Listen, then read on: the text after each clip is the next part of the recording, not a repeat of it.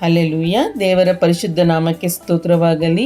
ಈ ದಿನ ನಾವು ಮತ್ತಾಯನು ಬರೆದ ಸುವಾರ್ತೆ 16 ಹಾಗೂ 17ನೇ ಅಧ್ಯಾಯವನ್ನು ಓದಿ ಧ್ಯಾನ ಮಾಡುವಂತರಾಗೋಣ.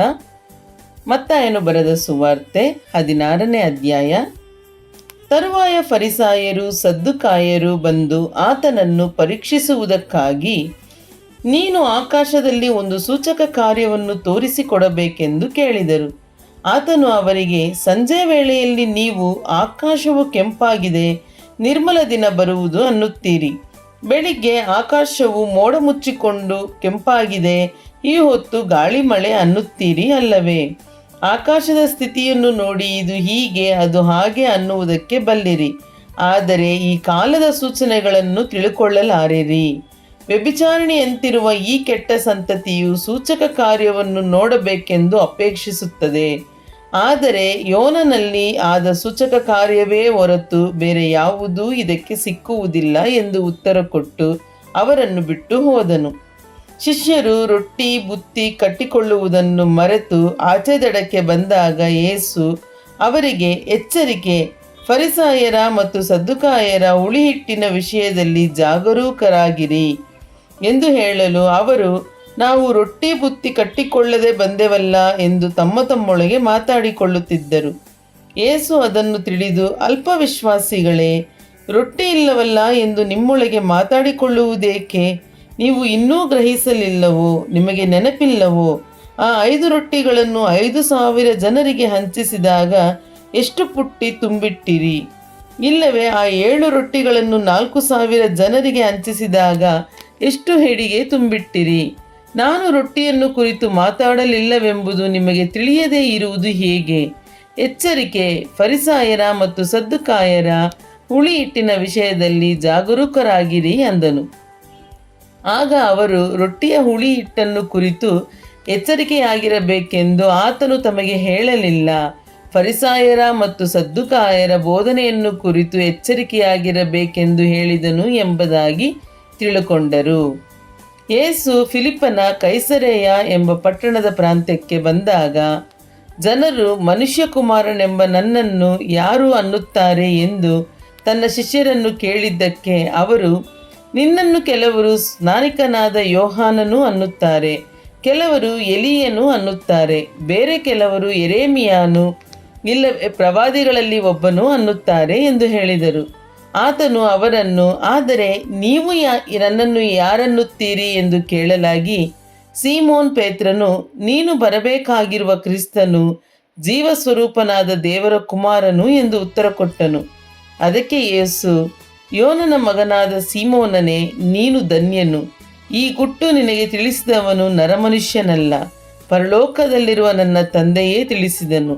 ಮತ್ತು ನಾನು ನಿನಗೆ ಒಂದು ಮಾತನ್ನು ಹೇಳುತ್ತೇನೆ, ಅದೇನೆಂದರೆ, ನೀನು ಪೇತ್ರನು, ಈ ಬಂಡೆಯ ಮೇಲೆ ನನ್ನ ಸಭೆಯನ್ನು ಕಟ್ಟುವೆನು, ಪಾತಾಳ ಲೋಕದ ಬಲವು ಅದನ್ನು ಸೋಲಿಸಲಾರದು. ಪರಲೋಕ ರಾಜ್ಯದ ಬೀಗದ ಕೈಗಳನ್ನು ನಿನಗೆ ಕೊಡುವೆನು. ಭೂಲೋಕದಲ್ಲಿ ನೀನು ಯಾವುದನ್ನು ಕಟ್ಟುತ್ತೀಯೋ ಅದು ಪರಲೋಕದಲ್ಲಿಯೂ ಕಟ್ಟಿರುವುದು, ಮತ್ತು ಭೂಲೋಕದಲ್ಲಿ ನೀನು ಯಾವುದನ್ನು ಬಿಚ್ಚುತ್ತೀಯೋ ಅದು ಪರಲೋಕದಲ್ಲಿಯೂ ಬಿಚ್ಚಿರುವುದು ಅಂದನು. ಆಗ ಆತನು, ನಾನು ಕ್ರಿಸ್ತನಾಗಿದ್ದೇನೆಂಬುದನ್ನು ಯಾರಿಗೂ ಹೇಳಬೇಡಿರಿ ಎಂದು ಶಿಷ್ಯರಿಗೆ ಖಂಡಿತವಾಗಿ ಹೇಳಿದನು. ಅಂದಿನಿಂದ ಯೇಸು ಕ್ರಿಸ್ತನು ತಾನು ಯೆರೂಸಲೇಮಿಗೆ ಹೋಗಿ ಅಲ್ಲಿ ಹಿರಿಯರಿಂದಲೂ ಮಹಾಯಾಜಕರಿಂದಲೂ ಶಾಸ್ತ್ರಿಗಳಿಂದಲೂ ಬಹು ಕಷ್ಟಗಳನ್ನು ಅನುಭವಿಸಿ ಕೊಲ್ಲಲ್ಪಟ್ಟು 3ನೆಯ ದಿನದಲ್ಲಿ ಜೀವಿತನಾಗಿ ಎಬ್ಬಿಸಲ್ಪಡಬೇಕೆಂದು ತನ್ನ ಶಿಷ್ಯರಿಗೆ ತಿಳಿಸುವುದಕ್ಕೆ ಪ್ರಾರಂಭ ಮಾಡಿದನು. ಆಗ ಪೇತ್ರನು ಆತನ ಕೈ ಹಿಡಿದು, ಸ್ವಾಮಿ, ದೇವರು ನಿನ್ನನ್ನು ಕಾಯಲಿ, ನಿನಗೆ ಹೀಗೆ ಎಂದಿಗೂ ಆಗಬಾರದು ಎಂದು ಆತನನ್ನು ಗದರಿಸುವುದಕ್ಕೆ ಪ್ರಾರಂಭಿಸಲು, ಆತನು ತಿರುಗಿಕೊಂಡು ಪೇತ್ರನಿಗೆ, ಸೈತಾನನೇ, ನನ್ನ ಮುಂದೆ ನಿಲ್ಲಬೇಡ, ನಡೆ, ನನಗೆ ನೀನು ವಿಘ್ನವಾಗಿದ್ದಿ. ನಿನ್ನ ಯೋಚನೆ ಮನುಷ್ಯರ ಯೋಚನೆಯೇ ಹೊರತು ದೇವರದಲ್ಲ ಎಂದು ಹೇಳಿದನು. ಮತ್ತು ಯೇಸು ತನ್ನ ಶಿಷ್ಯರಿಗೆ ಹೇಳಿದ್ದೇನೆಂದರೆ, ಯಾವನಿಗಾದರೂ ನನ್ನ ಹಿಂದೆ ಬರುವುದಕ್ಕೆ ಮನಸ್ಸಿದ್ದರೆ ಅವನು ತನ್ನನ್ನು ನಿರಾಕರಿಸಿ ತನ್ನ ಶಿಲುಬೆಯನ್ನು ಹೊತ್ತುಕೊಂಡು ನನ್ನ ಹಿಂದೆ ಬರಲಿ. ತನ್ನ ಪ್ರಾಣವನ್ನು ಉಳಿಸಿಕೊಳ್ಳಬೇಕೆಂದಿರುವವನು ಅದನ್ನು ಕಳಕೊಳ್ಳುವನು, ಆದರೆ ನನ್ನ ನಿಮಿತ್ತವಾಗಿ ತನ್ನ ಪ್ರಾಣವನ್ನು ಕಳಕೊಂಡುವವನು ಅದನ್ನು ಕಂಡುಕೊಳ್ಳುವನು. ಒಬ್ಬ ಮನುಷ್ಯನು ಲೋಕವನ್ನೆಲ್ಲ ಸಂಪಾದಿಸಿಕೊಂಡರೂ ಪ್ರಾಣ ನಷ್ಟಪಟ್ಟರೆ ಅವನಿಗೆ ಪ್ರಯೋಜನವೇನು? ಅಥವಾ ಒಬ್ಬನು ತನ್ನ ಪ್ರಾಣಕ್ಕೆ ಏನು ಈಡು ಕೊಟ್ಟಾನು? ಮನುಷ್ಯಕುಮಾರನು ತನ್ನ ತಂದೆಯ ಪ್ರಭಾವದೊಡನೆ ತನ್ನ ದೂತರ ಸಮೇತವಾಗಿ ಬರುವನು. ಆವಾಗ ಆತನು ಒಬ್ಬೊಬ್ಬನಿಗೆ ಅವನವನ ನಡತೆಗೆ ತಕ್ಕ ಫಲವನ್ನು ಕೊಡುವನು. ನಿಮಗೆ ನಿಜವಾಗಿ ಹೇಳುತ್ತೇನೆ, ಇಲ್ಲಿ ನಿಂತವರೊಳಗೆ ಕೆಲವರು ಮನುಷ್ಯಕುಮಾರನು ತನ್ನ ರಾಜ್ಯದಲ್ಲಿ ಬರುವುದನ್ನು ನೋಡುವ ತನಕ ಮರಣ ಹೊಂದುವುದಿಲ್ಲ ಅಂದನು. ಮತ್ತಾಯನು ಬರೆದ ಸುವಾರ್ತೆ 17ನೇ ಅಧ್ಯಾಯ. 6 ದಿವಸಗಳಾದ ಮೇಲೆ ಯೇಸು ಪೇತ್ರನನ್ನೂ ಯಾಕೋಬನನ್ನೂ ಇವನ ತಮ್ಮನಾದ ಯೋಹಾನನನ್ನು ಮಾತ್ರ ವಿಂಗಡವಾಗಿ ಕರಕೊಂಡು ಎತ್ತರವಾದ ಬೆಟ್ಟಕ್ಕೆ ಹೋದನು. ಅಲ್ಲಿ ಅವರ ಕಣ್ಣ ಮುಂದೆ ಆತನ ರೂಪ ಬೇರೆಯಾಯಿತು. ಆತನ ಮುಖವು ಸೂರ್ಯನ ಹಾಗೆ ಪ್ರಕಾಶಿಸಿತು. ಆತನ ವಸ್ತ್ರಗಳು ಬೆಳಕಿನಂತೆ ಬೆಳ್ಳಗಾದವು. ಇದಲ್ಲದೆ ಮೋಶೆಯೂ ಎಲೀಯನೂ ಆತನ ಸಂಗಡ ಮಾತಾಡುತ್ತಾ ಅವರಿಗೆ ಕಾಣಿಸಿಕೊಂಡರು. ಆಗ ಪೇತ್ರನು ಯೇಸುವಿಗೆ, ಸ್ವಾಮಿ, ನಾವು ಇಲ್ಲೇ ಇರುವುದು ಒಳ್ಳೆಯದು. ಅಪ್ಪಣೆಯಾದರೆ ಇಲ್ಲಿ 3 ಪರ್ಣಶಾಲೆಗಳನ್ನು ಕಟ್ಟುವೆನು, ನಿನಗೊಂದು, ಮೋಶೆಗೊಂದು, ಎಲೀಯನಿಗೊಂದು ಎಂದು ಹೇಳಿದನು. ಹೀಗೆ ಮಾತಾಡುತ್ತಿರುವಾಗಲೇ ಕಾಂತಿಯುಳ್ಳ ಮೋಡವು ಅವರ ಮೇಲೆ ಕವಿಯಿತು. ಇದಲ್ಲದೆ ಆ ಮೋಡದೊಳಗಿಂದ, ಈತನು ಪ್ರಿಯನಾಗಿರುವ ನನ್ನ ಮಗನು, ಈತನನ್ನು ನಾನು ಮೆಚ್ಚಿದ್ದೇನೆ, ಈತನ ಮಾತನ್ನು ಕೇಳಿರಿ ಎಂಬ ಆಕಾಶವಾಣಿ ಆಯಿತು. ಶಿಷ್ಯರು ಇದನ್ನು ಕೇಳಿ ಬಹಳವಾಗಿ ಹೆದರಿ ಬೋರಲ ಬಿದ್ದರು. ಆದರೆ ಯೇಸು ಹತ್ತಿರಕ್ಕೆ ಬಂದು ಅವರನ್ನು ಮುಟ್ಟಿ, ಏಳಿರಿ, ಹೆದರಬೇಡಿರಿ ಅಂದನು. ಅವರು ಕಣ್ಣೆತ್ತಿ ನೋಡಿದಾಗ ಯೇಸುವನ್ನೇ ಹೊರತು ಮತ್ತಾರನ್ನೂ ಕಾಣಲಿಲ್ಲ. ಅವರು ಆ ಬೆಟ್ಟದಿಂದ ಇಳಿದು ಬರುತ್ತಿರುವಾಗ ಯೇಸು ಅವರಿಗೆ, ನೀವು ಈಗ ಕಂಡ ದರ್ಶನವನ್ನು ಮನುಷ್ಯಕುಮಾರನು ಸತ್ತು ಜೀವಿತನಾಗಿ ಎಬ್ಬಿಸಲ್ಪಡುವ ತನಕ ಯಾರಿಗೂ ಹೇಳಬೇಡಿರೆಂದು ಖಂಡಿತವಾಗಿ ಹೇಳಿದನು. ಆಗ ಆತನ ಶಿಷ್ಯರು, ಎಲೀಯನು ಮೊದಲು ಬರುವುದು ಅಗತ್ಯವೆಂಬುದಾಗಿ ಶಾಸ್ತ್ರಿಗಳು ಹೇಳುತ್ತಾರಲ್ಲ, ಇದು ಹೇಗೆ ಎಂದು ಆತನನ್ನು ಕೇಳಿದಕ್ಕೆ ಆತನು, ಎಲೀಯನು ಬರುವುದು ನಿಜ, ಬಂದು ಎಲ್ಲವನ್ನೂ ತಿರುಗಿ ಸರಿ ಮಾಡುವನು. ಆದರೆ ನಾನು ನಿಮಗೆ ಹೇಳುವುದೇನೆಂದರೆ, ಎಲೀಯನು ಬಂದು ಹೋದನು, ಜನರು ಅವನ ಗುರುತು ಅರಿಯದೆ ತಮ್ಮ ಮನಸ್ಸಿಗೆ ಬಂದಂತೆ ಅವನಿಗೆ ಮಾಡಿದರು. ಅವನಿಗಾದಂತೆ ಮನುಷ್ಯಕುಮಾರನಿಗೆ ಸಹ ಅವರ ಕಡೆಯಿಂದ ಹಿಂಸೆಯಾಗುವುದು ಎಂದು ಉತ್ತರ ಕೊಟ್ಟನು. ಆಗ ಸ್ನಾನಿಕನಾದ ಯೋಹಾನನ ವಿಷಯವಾಗಿ ತಮಗೆ ಈ ಮಾತನ್ನು ಹೇಳಿದನೆಂದು ಶಿಷ್ಯರು ತಿಳುಕೊಂಡರು.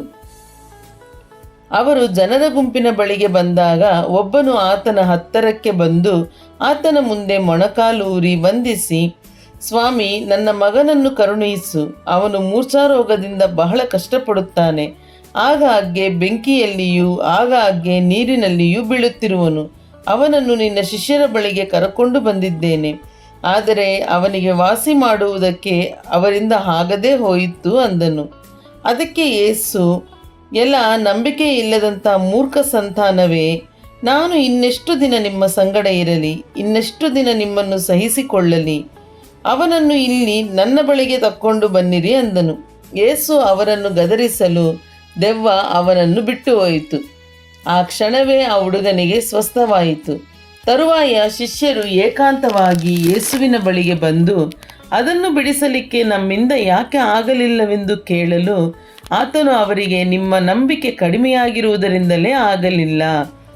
ನಿಮಗೆ ಸತ್ಯವಾಗಿ ಹೇಳುತ್ತೇನೆ, ಸಾಸಿವೆ ಕಾಳಷ್ಟು ನಂಬಿಕೆ ನಿಮಗೆ ಇರುವುದಾದರೆ ನೀವು ಈ ಬೆಟ್ಟಕ್ಕೆ, ಇಲ್ಲಿಂದ ಅಲ್ಲಿಗೆ ಹೋಗು ಎಂದು ಹೇಳಿದರೂ ಅದು ಹೋಗುವುದು, ಮತ್ತು ನಿಮ್ಮ ಕೈಯಿಂದಾಗದಂಥದ್ದು ಒಂದೂ ಇರುವುದಿಲ್ಲ ಅಂದನು. ಅವರು ಗಲಿಲಾಯದಲ್ಲಿ ಗುಂಪು ಗುಂಪಾಗಿ ಕೂಡುತ್ತಿರುವಾಗ ಯೇಸು ಅವರಿಗೆ, ಮನುಷ್ಯಕುಮಾರನು ಮನುಷ್ಯರ ಕೈಗೆ ಒಪ್ಪಿಸಲ್ಪಡಲ್ಪಡುವನು, ಅವರು ಆತನನ್ನು ಕೊಲ್ಲುವರು, ಸತ್ತ 3ನೇ ದಿನದಲ್ಲಿ ಆತನು ಜೀವಿತನಾಗಿ ಎಬ್ಬಿಸಲ್ಪಡುವನು ಎಂದು ಹೇಳಿದನು. ಅದನ್ನು ಕೇಳಿ ಅವರು ಬಹಳ ದುಃಖಪಟ್ಟರು. ಅವರು ಕಪೆರ್ನೌಮಿಗೆ ಬಂದಾಗ ದೇವಾಲಯಕ್ಕಾಗಿ ತೆರಿಗೆಯನ್ನು ಎತ್ತುವವರು ಪೇತ್ರನ ಬಳಿಗೆ ಬಂದು, ನಿಮ್ಮ ಬೋಧಕನು ದೇವಾಲಯದ ತೆರಿಗೆಯನ್ನು ಸಲ್ಲಿಸುವುದಿಲ್ಲವೇ ಎಂದು ಕೇಳಲು, ಹೌದು, ಸಲ್ಲಿಸುವನು ಅಂದನು. ಪೇತ್ರನು ಮನೆಯೊಳಕ್ಕೆ ಬಂದಾಗ ಯೇಸು ಅವನಿಗಿಂತ ಮೊದಲೇ, ಸೀಮೋನ, ನಿನಗೆ ಹೇಗೆ ತೋರುತ್ತದೆ? ಭೂಲೋಕದ ಅರಸರು ಸುಂಕವನ್ನಾಗಲಿ ಮಂಡೆ ತೆರಿಗೆಯನ್ನಾಗಲಿ ಯಾರಿಂದ ತೆಗೆದುಕೊಳ್ಳುತ್ತಾರೆ? ತಮ್ಮ ಮಕ್ಕಳಿಂದಲೋ ಬೇರೆಯವರಿಂದಲೋ ಎಂದು ಕೇಳಿದನು. ಅವನು ಬೇರೆಯವರಿಂದ ಎಂದು ಉತ್ತರ ಕೊಡಲು ಯೇಸು ಅವನಿಗೆ, ಹಾಗಾದರೆ ಮಕ್ಕಳು ಅದಕ್ಕೆ ಒಳಗಾದವರಲ್ಲವಲ್ಲ. ಆದರೂ ನಮ್ಮ ವಿಷಯವಾಗಿ ಅವರು ಬೇಸರಗೊಳ್ಳಬಾರದು. ನೀನು ಸಮುದ್ರಕ್ಕೆ ಹೋಗಿ ಗಾಳ ಹಾಕಿ ಮೊದಲು ಸಿಕ್ಕುವ ಮೀನನ್ನು ಎತ್ತು. ಅದರ ಬಾಯಿ ತೆರೆದು ನೋಡಿದರೆ ಅದರಲ್ಲಿ 1 ರೂಪಾಯಿ ಸಿಕ್ಕುವುದು.